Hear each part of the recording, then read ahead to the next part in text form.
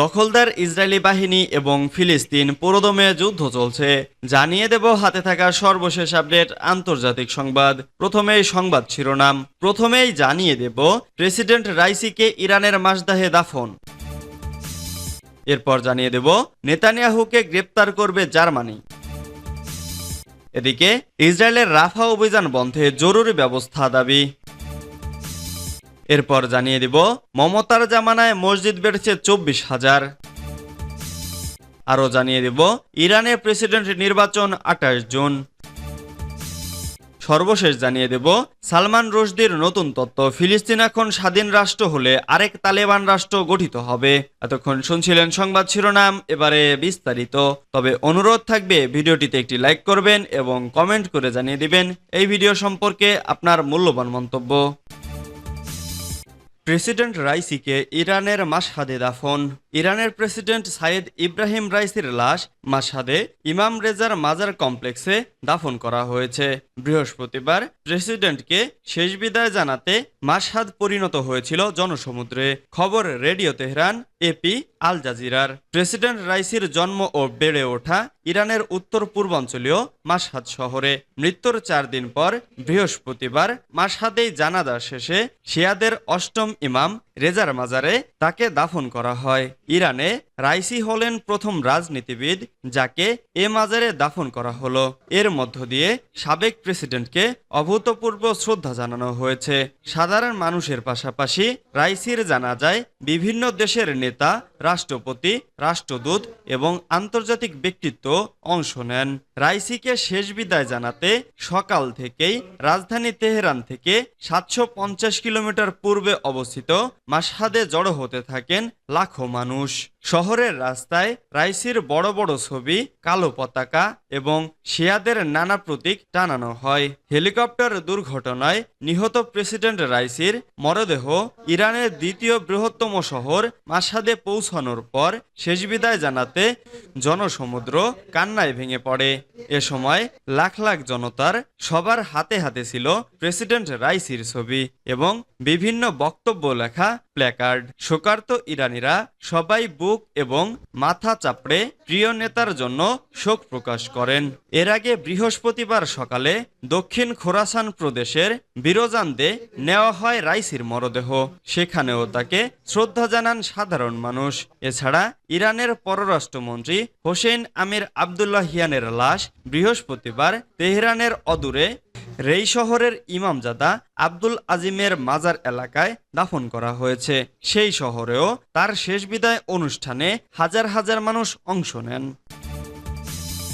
নেতানিয়াহুকে গ্রেপ্তার করবে জার্মানি। ফিলিস্তিনের গাজায় যুদ্ধাপরাধ ও মানবতা বিরোধী অপরাধের অভিযোগে ইসরায়েলি প্রধানমন্ত্রী বেনিয়ামিন নেতানিয়াহু ও প্রতিরক্ষামন্ত্রী ইয়োব গ্যালান্ট সহ বেশ কয়েকজন ইসরায়েলি নেতার বিরুদ্ধে গ্রেপ্তারি পরোয়ানা জারির বিষয়টি বিবেচনা করছে আন্তর্জাতিক অপরাধ আদালত। জার্মানি জানিয়েছে আন্তর্জাতিক আদালত গ্রেপ্তারি পরোয়ানা জারি করলে তা মেনে চলবে দেশটি। এমনকি আইসিসির নির্দেশ বাস্তবায়নে নেতানিয়াহুকে গ্রেপ্তার করবে তারা। ইসরায়েলি সংবাদ মাধ্যম জেরুজালেম পোস্ট বুধবার 22 মে এক প্রতিবেদনে জানিয়েছে এই বিষয়ে জার্মান চ্যান্সেলর ওলাফ শলৎসের পক্ষ থেকে জানানো হয়েছে গ্রেপ্তারি পরোয়ানা জারি হলে জার্মান সফরে গেলে নেতানিয়াহুকে গ্রেপ্তার করবে তারা। জার্মানি আইসিসির পরোয়ানা কার্যকর করবে কিনা সংবাদ সম্মেলনে সাংবাদিকদের এমন প্রশ্নের জবাবে জার্মান চ্যান্সেলর মুখপাত্র স্টিফেন হেবেস্ট্রেট বলেন, অবশ্যই আমরা আইন মেনে চলি। ইসরায়েলি প্রধানমন্ত্রীর বিরুদ্ধে গ্রেপ্তারি পরোয়ানা জারি হলে জার্মানি নেতানিয়াহুকে গ্রেপ্তার করবে। ইসরায়েলের রাফা অভিযান বন্ধে জরুরি ব্যবস্থা দাবি। ফিলিস্তিনি জনগণের সুরক্ষা নিশ্চিত করতে গাজায় এবং বিশেষ করে রাফায় ইসরায়েলের অভিযান বন্ধে আন্তর্জাতিক ন্যায় বিচার আদালতের কাছে জরুরি ব্যবস্থা চেয়ে গত সপ্তাহে আবেদন করেছে দক্ষিণ আফ্রিকা। ইসরায়েলের বিরুদ্ধে গণহত্যার অভিযোগ এনে এ আদালতের কাছে মামলা করেছিল দেশটি।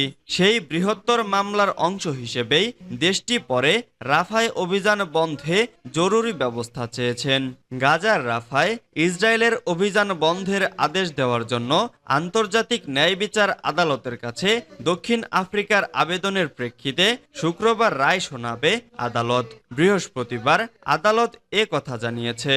1948 সালের গণহত্যা কনভেনশন লঙ্ঘন করা নিয়ে দক্ষিণ আফ্রিকার আনা অভিযোগের নিন্দা করেছে ইসরায়েল। তারা মামলা প্রত্যাহারের দাবিও জানান, তবে আইসিজে ইসরায়েলের দাবি প্রত্যাখ্যান করেছে। গত জানুয়ারি মাসে দক্ষিণ আফ্রিকার আবেদনের ভিত্তিতে আন্তর্জাতিক ন্যায় বিচার আদালতের এক আদেশে ইসরায়েলকে গণহত্যা বন্ধে পদক্ষেপ নিতে বলা হয়, তবে সামরিক অভিযান বন্ধের আদেশ দেওয়া হয়নি। এরপরে দক্ষিণ আফ্রিকা রাফায় অবস্থানরত ফিলিস্তিনিদের সুরক্ষায় সেখানে বাড়তি জরুরি ব্যবস্থা নেওয়ার আবেদন করে আদালতের কাছে।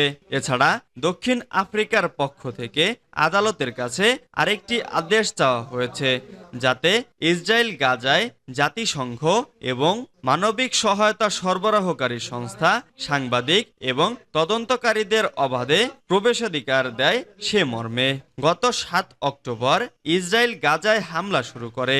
হামলায় গাজার স্বাস্থ্য মন্ত্রণালয়ের হিসাব অনুযায়ী এখন পর্যন্ত 35,000-এর বেশি ফিলিস্তিনি নিহত হয়েছে।